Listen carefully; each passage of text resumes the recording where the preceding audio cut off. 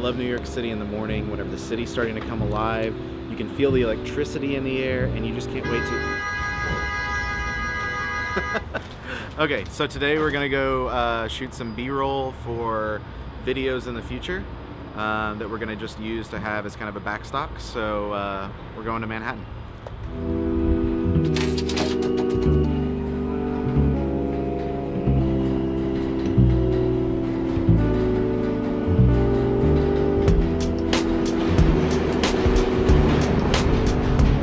One World Trade Center, also known as the Freedom Tower, standing 1,776 feet tall, with over 50 elevators that can take you to the top in under 50 seconds. Those elevators are surrounded by the building's core, a 3-foot thick reinforced concrete wall designed to hold up under the worst conditions. It's an incredible feat of modern architecture, but just like all of the other skyscrapers in Manhattan, this building sits on the bedrock that the island stands on. I know it sounds like I'm geeking out over some architecture, but I promise that this will make sense later. Remember it.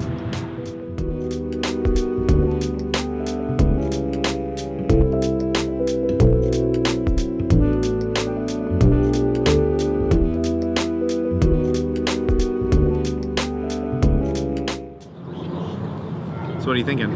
I'm thinking lunch. Okay, where do you want to go? Okay, slight problem before lunch. What? What's wrong? The battery is almost dead. Let me see it. All right. Do you have the other one? Here, I'll put it in. I don't have it. I forgot them. So what are we gonna do? We'll just have to shoot creatively. What do you mean?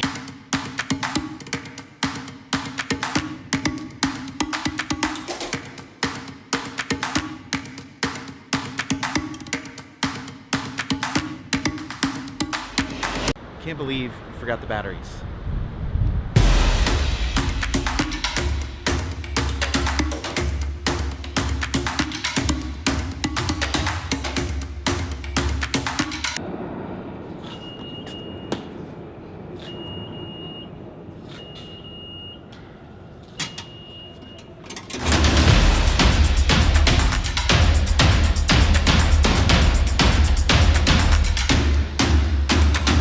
Hey, Dylan forgot the batteries. Can you bring us some?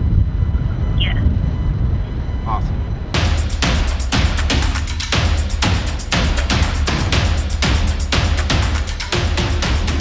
Yay!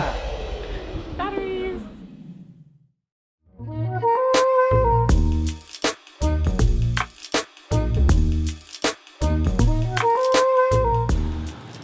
I shoot film.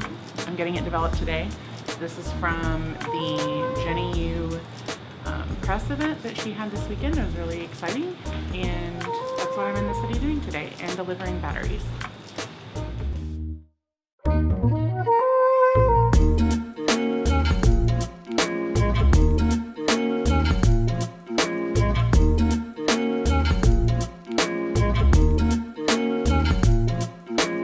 You know, squirrels are basically just rats, right? Which, by the way, I was reading the other day, and rats in New York can get up to like 2 pounds. Like, imagine like a 2-pound rat, and like they can crawl up the toilets and stuff, so they can come up from like all of the sewer pipes and just like crawl right up the toilet like while you're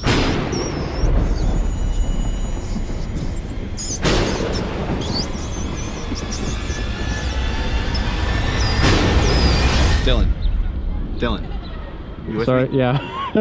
Alright, well let's shoot this thing. So earlier I was talking about architecture and foundations and buildings in New York and all that kind of stuff. If you forgot what I was talking about, shame on you, because that was only a few minutes ago. But for the rest of you, this is what I was talking about.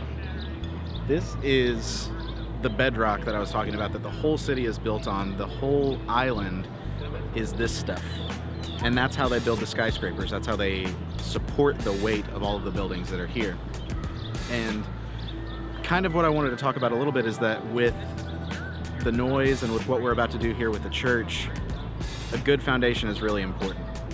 It's like whenever Jesus was talking about the wise man building his house on a rock, and whenever storms came and whenever floods came and the rains came and all those things happened, his house stood because the foundation was good. And building a foundation, finding a foundation, figuring out how to start something like that, it's not easy. It's not fun. It's really boring. It's kind of tedious. There's not really a lot of excitement to it. But again, it's the most important part. And so where we are now in the stage of the church and what it is that we're doing, this is the most important part. When we're meeting people, we're building relationships, we're starting this thing from the ground up, and we want to do it right.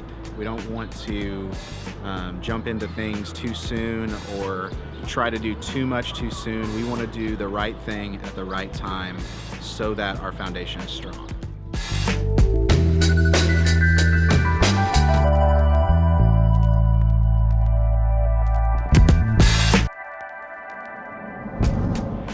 So like I said before, there's nothing glamorous about building a foundation. It's purely functional. No one's ever going to see it. There's not going to be any celebration for your work, no pats on the back, and in fact, once it's finished, people are probably never going to think of it again. But if the foundation isn't set, it could mean disaster. Because if you don't put in the work at the beginning, it doesn't matter how beautiful or creative or technically flawless the building appears to be, it will fail. So in this process, I have to remember Galatians 6:9, which says, "Do not grow weary in doing good, for in the proper time we will reap a harvest if we do not give up." A mentor of mine always told me that good things come to those who work hard while they wait. And if you're waiting on a breakthrough or a promise from God, don't give up, because He's not going to call you to do something just to watch you fail. He's going to provide, He's going to make a way. So when we break it down, we have to ask ourselves the question, what is our foundation in? The foundation of our lives has to be in Jesus Christ. It has to be in the truth of the Word of God.